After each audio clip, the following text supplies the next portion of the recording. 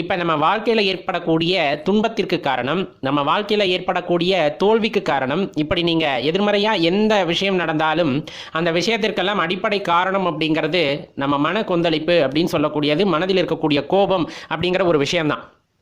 அது எப்படி அப்படிங்கிறத தான் பார்க்குறோம். இப்போ எளிதாக சொல்லணும் அப்படின்னா, இப்போ புயல் அடிக்குது அப்படின்னு பார்த்தீங்கன்னா, கண்ணா பின்னான்னு எது அந்த புயலோட வழியில் மாட்டுதோ, அந்த சுழலோட வழியில் மாட்டுதோ எல்லாத்தையும் தூக்கி எறிஞ்சிட்டு போயிடும், சின்ன பின்னமாக்கிடும். அப்புறம் அந்த இடமே பார்த்தோம் அப்படின்னா ரொம்ப ஒரு மாதிரி தர்மசங்கடமான நிலைமையாக இருக்கும். அதை சீரமைக்கிறதுக்கே ரொம்ப கஷ்டமாக இருக்கும் அப்படிங்கிற நிலையில் இருக்கும்.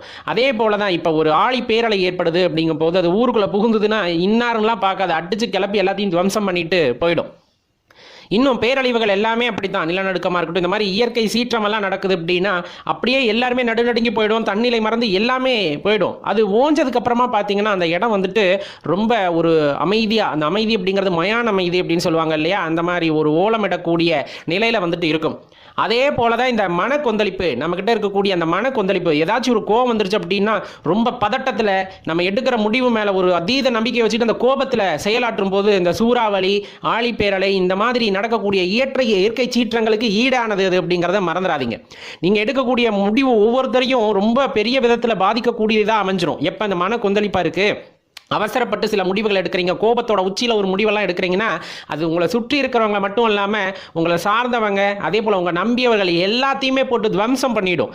அதுக்கப்புறமா ஒரு அமைதியான நிலைக்கு வரும்போது நீங்களே அந்த சூழ்நிலையை உணரும் போது தெரிஞ்சுப்பீங்க நீங்கள் பண்ணது எவ்வளோ பெரிய தப்புன்னு.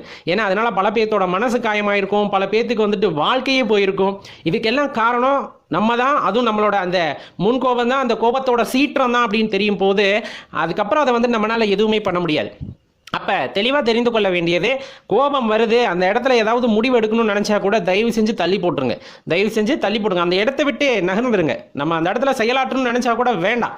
ஏன்னா பொறுமையாக யோசிக்கும் போது தான் அதில் உள்ள பிரச்சனைகளோட தீவிரம் தெரியும், அல்லது உண்மையாகவே யார் சைடு வந்துட்டு அந்த உண்மை இருக்கிறதுன்னு புரிய வரும். அப்போ உங்கள் மன கொந்தளிப்பை சாந்தப்படுத்தக்கூடிய அந்த திறமையானது உங்களுக்கு உண்டாகிவிட்டால் உங்களை வெல்ல இந்த உலகத்தில் வேறு யாரும் இருக்க மாட்டார்கள் அப்படிங்கிறது நிதர்சனமான உண்மை. அதீத கோபம் வரும்போது இதை யோசிச்சு பாருங்க.